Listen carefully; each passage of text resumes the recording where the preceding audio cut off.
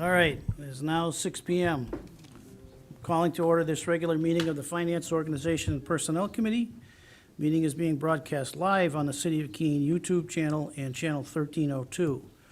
The video is also streamed on the city's website and is posted on the website by the end of the next business day, barring any technical difficulties.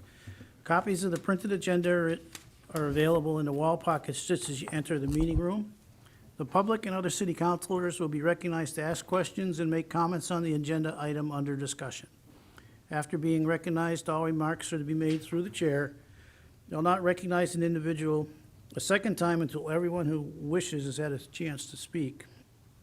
Anyone who wishes to address the committee is asked to go to one of the microphones in the room and identify themselves by name and address prior to speaking. Written comments from the public will be accepted at the city clerk's office until Tuesday at 1 p.m. And as usual, the minute taker is participating remotely. Committee members and those who wish to speak, please make sure your microphones are turned on. And if it's not, we'll be told. We have one member not with us, but is unable to log in, so we'll continue in the usual fashion. First item is the sale of city property at 0 Grove Street. Thank you, Mr. Chair. Rebecca Landry, Deputy City Manager.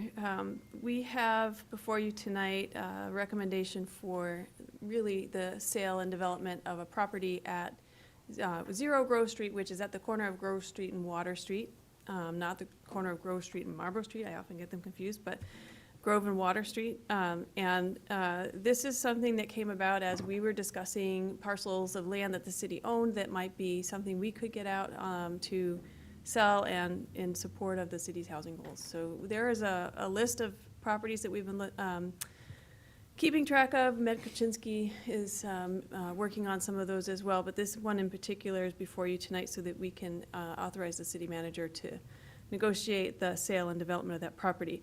That property was acquired by tax deed. In the memo, it says 2017. That is the year that the taxes were due. We actually acquired it in 2019.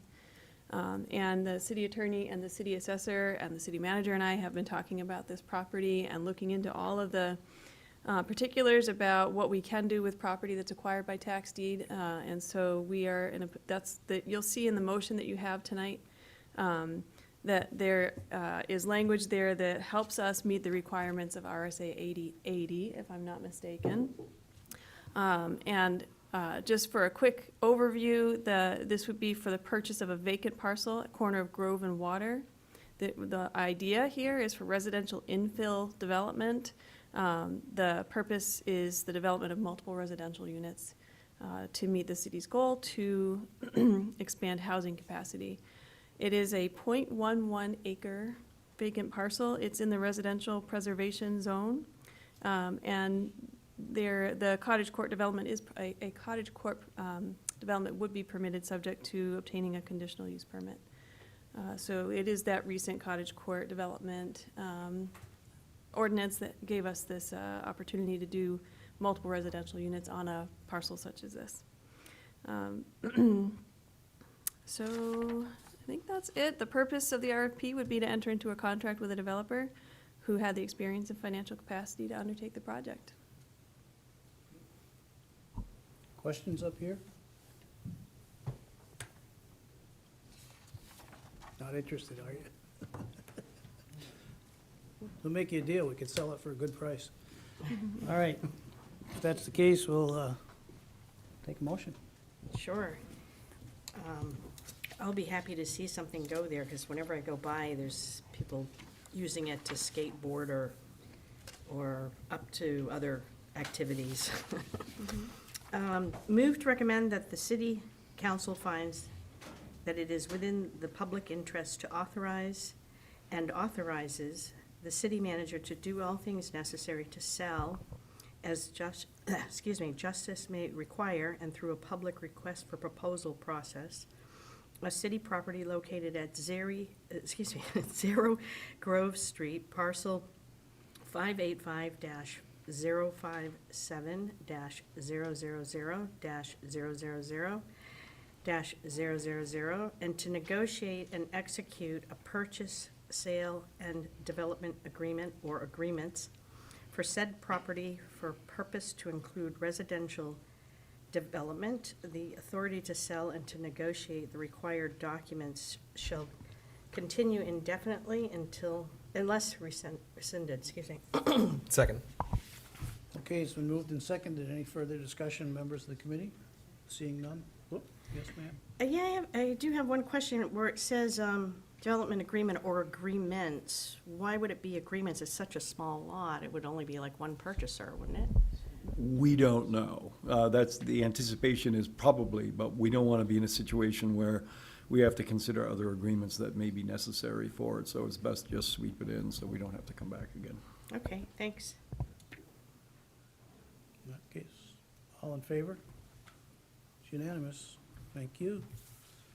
Next item is the LWCF grant. I guess we're Good gonna. evening. I don't look like anybody that you would expect to see for this item, but I apparently got elected. Sorta. I am here requesting FOP support accepting a LWCF grant for the Robin Hood Park project so that council can move it forward and the city can be awarded $500,000 for redevelopment of this park in FY '27.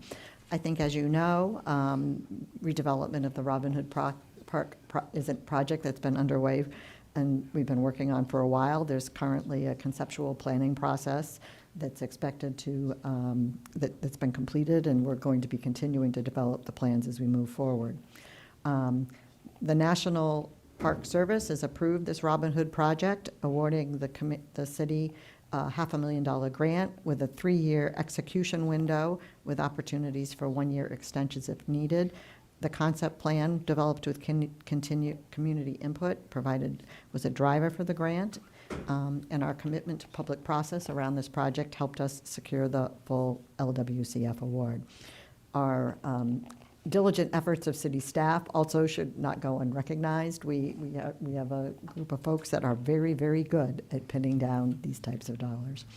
The timeline for this project to move forward, we expect a draft scope of work in January of '26. In the late winter, early spring, February, March of '26, that will be reviewed with engineering.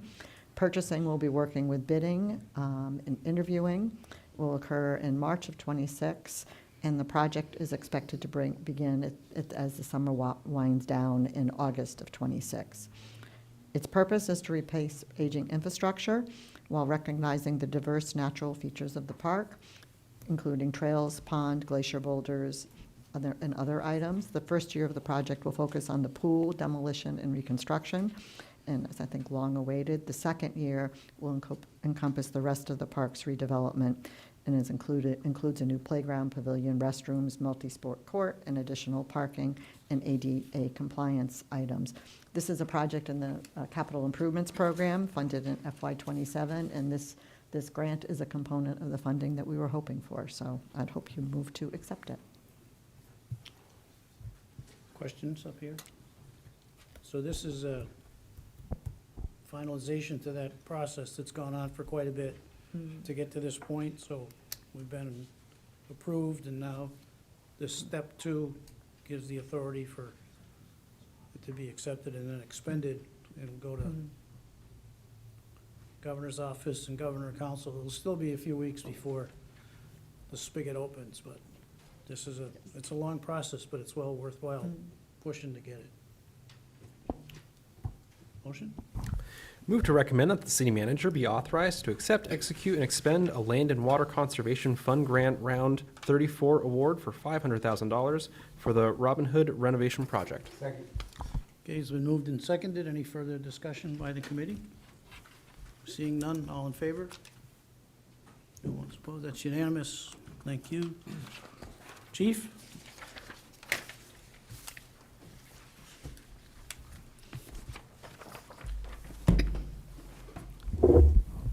Thank you, Mr. Chair. Jason Martin, Fire Chief. The item that I have in front of you tonight pertains to the acceptance of the 2024 Homeland Security Grant Program. Specifically, this allocation is for hazardous materials training and equipment. There's no local contribution or match required from the city. A little more specific, the fire department intends to use these funds for combustible gas training and purchase of new equipment. I hope you move to accept it. I'd be happy to answer any questions if anybody has any. Questions by committee? Seeing none. Move to recommend that the city manager be authorized to do all things necessary to accept, execute, and expend the 2024 Homeland Security Grant Program Award, hazardous material allocation in the amount of $25,000. Second. Okay, it's moved and seconded. Any further discussion, members of the committee? Seeing none. All in favor? No one's opposed. It's unanimous. Thank you. Thank you. And our next item is fiscal policies.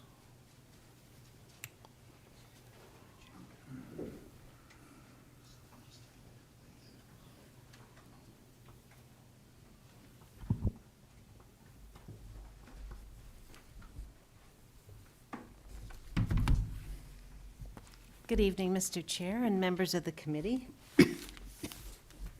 So here we are again with fiscal policies. So I'll make it brief. I'm here before you to present for discussion the FY24 fiscal policies that will set forth the fiscal guidelines for the next budget process, which will be starting very soon.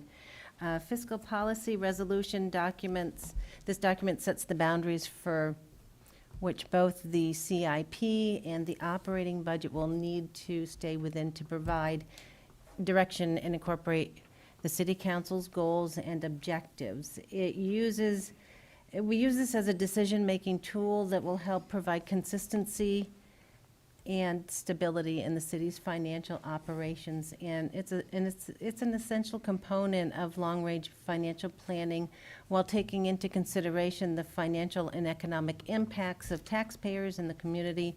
And it also provides the financial policies, guidance, and compliance for financial accounting management. Back in September, there was a workshop with the City Council to review and discuss this year's proposed changes. And instead of going through each one again, I'm just here to discuss and go over any of the proposed changes you want to talk about. All right, thank you. Members of the committee, questions? Yes, sir. Thank you, Mr. Chair. So just maybe a follow-up from the workshop that we had done. Am I recalling correctly that the new percentage that we'd be going with instead of the Boston Newport percentage, the new one I think has recently been trending lower? Is that a correct statement? The new one that I'm putting forward is trending a little bit lower. The Boston, Cambridge, Newton only came out every other month, where the one that I'm proposing for the New England, the Northeast Division, the New England area, comes out monthly, and it is trending. For the month of July, it was 4.3. The average for the last 3 months on a rolling average was 4.3 versus Boston, Cambridge was 4.4. So it takes more of our more rural into consideration versus more the metropolitan area that the old one did. Okay. Thanks, Mary. I would just point out also that it's a rolling 3-year average. It sounds like you might have been ready sorry to about say the that. same thing. Right, we changed that a couple years ago to make it more reasonable. Okay, other questions up here? So, Mr. Remy had, well, first of all, let me remind you that after we had our workshop, there were a couple of questions that had been asked, and a report came out to all of us. It's about a month ago. I looked for it today, and only I can lose things in a computer, but I couldn't find it. But essentially, the report updated the questions in terms of what some of the balances were. And one of them had to do with the deputy city manager title, and the one that's already been discussed. So if you have a specific question that you want us to address tonight, we can do that. So I'm just gonna review the ones that Mike reminded me of this afternoon. And his point was on the first part, right in the whereases, where we now included the title that we have for the positions. We have a deputy city manager. And I guess prior, there was nothing to say who can. And I think the assumption has always been made, whoever the city manager appoints and gives that authority, but certainly this defined it. And the question is that okay? Or should it just say acting city manager? And I suspect it's how you approach the business you're in. And in some cases, they like to see it specific as to what the position may be. And this does give the authority, if you say acting, it gives the manager any time the ability to appoint an acting city manager outside the chain of command if that was to be necessary. Well, it's whatever the council wants to do as a majority. I look at it from the perspective is, it's a chain of command, and this is a policy that we change every year. It would be highly unlikely that we'd have nobody with that authority when it was to happen, and most likely it has to do with financing, when you're doing out the bonds, and you do a lot of work before that, before it comes forward. And then my outside comment is, if you got 3 people with senior management, there's always gotta be one behind, or they all don't ride in the car, so, you always have to have somebody. It's up to you folks what you think. And I think we were gonna try to get a little bit of a legal comment on it. Yeah, and thank you, Mr. Chairman. I mean, I understand the comment. This is sort of a new process. It was something that was highlighted by bond counsel some time ago. We've been sort of trying to deal with the language a little bit. Deputy city managers are now part of the organizational structure of the city, so they're, kind of officially in place. I understand, and I spoke with Mike Remy about this. Actually, I think the night of the year workshop, we were in some other location doing something else. He asked me about it, and I know that it got raised through Mary as well. And I understand the desire to sort of be a little bit more specific about it, but also to broaden it out a little bit. I think Mike's comment was, it's nice to, or it's good to have the deputy city managers there, but we might want to give the city manager a little bit broader discretion with respect to designating somebody. So I was going to suggest, and I don't think you have to bring this in as an A version because it really is clarification language. But what I was going to suggest is in the 7th whereas clause, to have it read, the deputy city manager, comma, or other designee, comma, designated by the city manager as the acting city manager shall be vested with all of the powers. I think that goes to the question about making sure that that person is acting with that authority. And I suspect for the chairman, that may come, and for Councilor Roberts, that may come from your military background too, a little bit, with respect to making sure that that's clear who has that authority. So that would be my suggestion with respect to that language at this point. Assuming Mary is okay with that. I'm fine. So Just give me the wording. my rebuttal, Counselor. Yeah, certainly. This is in the fiscal policies. Yes. So this doesn't assume that it applies to other portions. So what I'm getting at is, are we accomplishing that mission by just putting in fiscal policies, or have we gone back in other places and done? The answer to that question is, we start here. Okay. I think, arguably, if this becomes a rule of the city council with respect to the resolutions generally. But I think your point is well taken. It really arose in the context of bond council, But I think that we should take a look at that more broadly with respect to the code of ordinances at this point. I agree with that. But at least for the moment, it takes care of it from bond counsel's perspective. Thank you. Colonel? I'm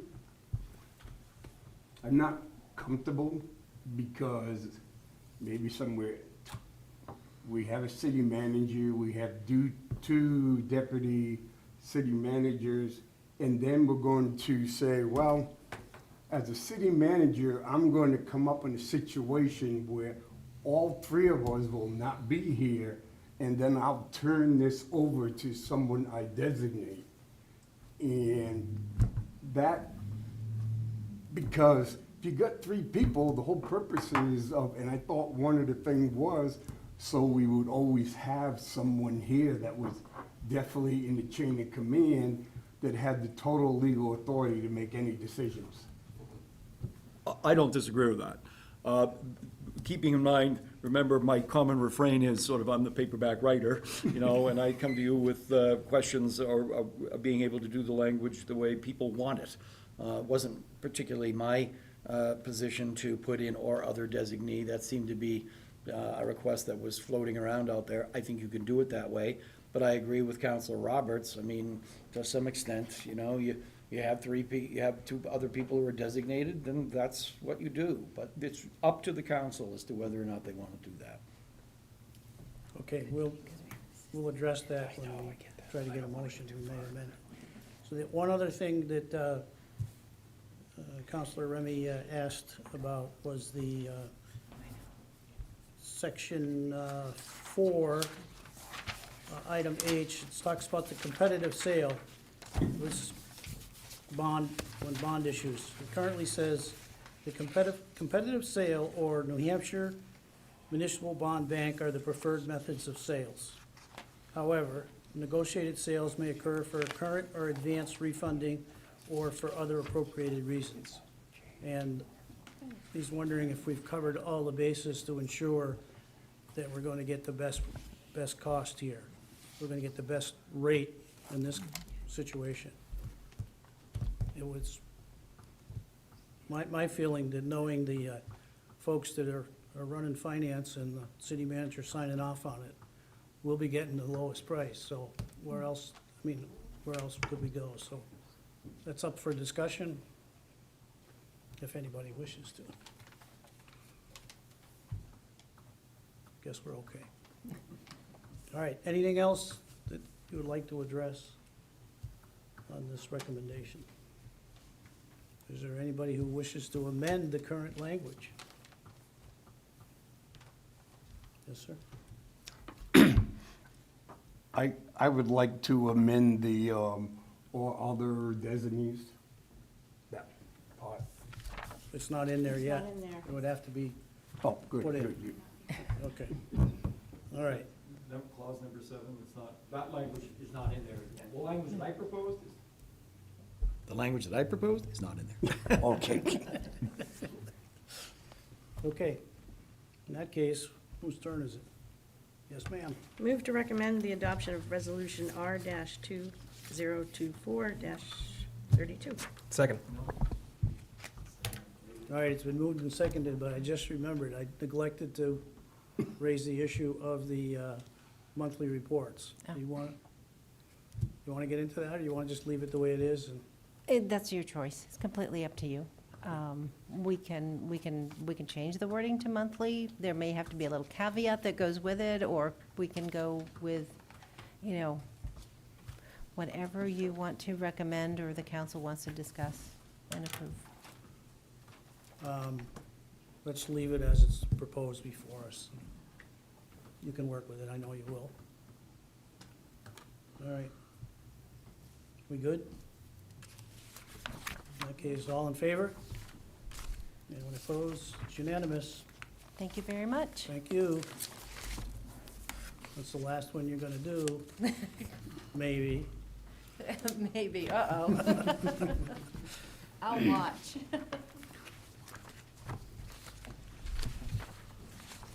Mr. Watson, Yes, sir. Good evening, Duncan Watson, Assistant Public Works Director.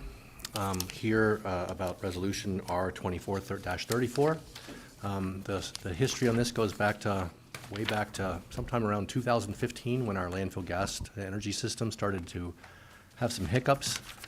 The problem that we faced with the landfill gas system is that there wasn't enough methane being generated from the closed landfill to operate our prime power generator. You may recall, we operate our entire solid waste division off of the power grid. There are no three-phase power lines that travel up to the recycling center, so we've had to provide our own prime power, and that from 1994 until about 2017 or so, that primary power was provided by the landfill gas energy system. Once that system failed to provide power, we started researching and casting about for other options, and settled on a Climate Showcase Communities grant that allowed us to purchase a biofuel generator, a generator that provides three-phase power but runs, instead of on petroleum diesel, runs on biofuel, 100% biofuel. This is a first-in-the-nation system providing prime power. It was meant to be a demonstration project, and as we worked through the technical issues, and there were a number of them, not specifically tied to the fuel, but the generator itself. But in that process, when the prime power was unavailable to operate, we frequently operated our backup generator. And we have a diesel backup generator that we employ in the event that our prime power doesn't work.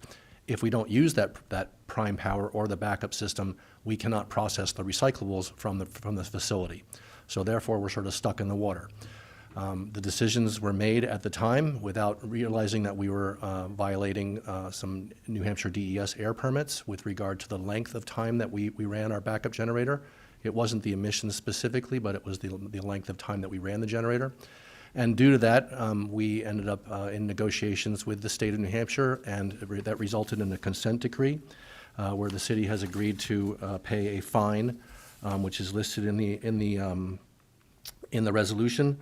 The emissions fine is approximately $177,283. We also have emissions fees that we should have paid if we had been filing our emissions reports. That totaled up to be $5,957. And then lastly, as part of the negotiations with the state, we had proposed an environmental project to offset a portion of the fine. That was not ultimately included in the consent decree. But we did feel that it was something, when we brought this to the council before, we felt the council thought this was a good idea. So we have included that small amount of tree planting as part of this settling of this issue. And that the tree planting that we would be doing, that would be funding from the solid waste fund, would plant approximately 30 trees that are of significant caliper, not a little twig tree, but a reasonably good-sized tree that has a much better chance of survival, and that amount of $44,321 will purchase us approximately 30 trees to conclude this sad chapter in my tenure here. Which you shall remember forever. Yes, I will. Questions, members of the committee? In that case, motion, please. Thank you, Mr. Chair. And I just want to say first, I'm glad to see that we're putting this the funding towards planting the trees. Really excited to see those go in the ground next year. Move to recommend the adoption of Resolution R 2024-34. Second. It's been moved and seconded. Any further discussion? Okay, all in favor? Anybody Thank you opposed? kindly. It's unanimous. Concludes our agenda. Thank you. I took a move from the men up here, your playbook, which is